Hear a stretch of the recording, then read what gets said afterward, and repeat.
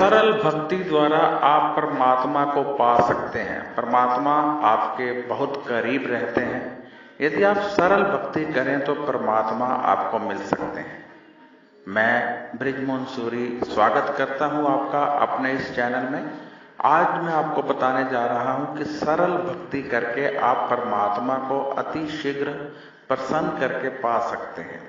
वह सरल भक्ति क्या है, वह सरल साधन क्या है? योगी वन में तप करते हैं, एक पैर पर खड़े हो जाते हैं, अग्नि के समक्ष खड़े रहते हैं, अपने शरीर को कष्ट देते हैं। वहीं गृहस्थी यदि थोड़े से नियम अपना ले तो एक योगी से भी ज्यादा फल पा सकता है। वह नियम क्या है? वह नियम है सुबह से लेकर रात तक आप अपने निवास पर परमात्मा के वास को महसूस कीजिए। आप महसूस कीजिए कि प्रभु आपके साथ हैं। आप महसूस कीजिए कि आपके निवास पर परमात्मा का वास है। आप महसूस कीजिए कि जब आप रोड पर चल रहे हैं तो परमात्मा आपके साथ चल रहे हैं। जब आप घर में भोजन बनाते हैं, खाने बैठे हैं, तो महसूस कीजिए कि प्रभु बिल्कुल आपके साथ बैठे हैं।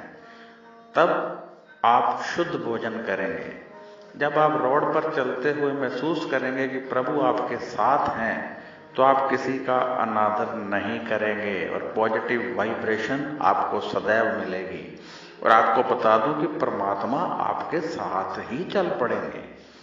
परमात्मा साथ कैसे चलते हैं? परमात्मा के बहुत सारे रूप हैं, लाखों, करोड़ों, अरबों। जब परमात्मा की वाइब्रेशन हमारे साथ चलती है तो ये मान लेना चाहिए कि परमात्मा ही हमारे साथ चल रहे हैं। और जब हम महसूस करते हैं, ऐसा महसूस करने का प्रयत्न करते हैं कि जो घर में परमात्मा की प्रतिमा पड़ी है उसमें परमात्मा ही निवास कर रहे हैं, परमात्मा ही बैठे हैं, तो वहां से पॉजिटिव वाइब्रेशन सीधी हमारी बॉडी में जाती है और परमात्मा हमारे निवास पर वास करने लगते हैं। यदि आप भिखारी में परमात्मा का रूप देखें, यदि आप अपने कर्मचारी में परमात्मा का रूप देखें, तो आप महसूस करेंगे कि वाकई में परमात्मा हर पल आपके साथ रहने लगे हैं। आपको ऐसे अनुभव मिलने लगेंगे, आपको पॉजिटिव वाइब्रेशन रहने की वजह से सभी काम सिद्ध होने लगेंगे। सभी कार्य अपने आप बनने लगेंगे। जो काम अधर में अटक जाते थे अब नहीं अटकेंगे। यदि आप महसूस करना शुरू करें कि परमात्मा हमारे साथ है और हमारी जिंदगी का प्रत्येक पल, हमारी जिंदगी का प्रत्येक निर्णय ये परमात्मा की मर्जी के साथ ही हो रहा है, तो आप महसूस करोगे कि आपकी जिंदगी बहुत सरल हो जाएगी और आप बहुत आगे निकलना शुरू कर दोगे।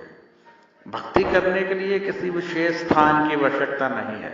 भक्ति करने के लिए किसी विशेष समय की आवश्यकता नहीं है। कभी भी किसी भी अवस्था में सच्चे मन से भक्ति की जा सकती है। आप नहाए नहीं हैं, कोई जरूरत नहीं है। आप बेड पर बैठे हैं, कोई बात नहीं है। आपका मन शुद्ध होना चाहिए। तन शुद्ध नहीं है तो चलेगा, मन शुद्ध नहीं है तो नहीं चलेगा। इसलिए मन को शुद्ध करना है, तन चाहे शुद्ध ही हो। लेकिन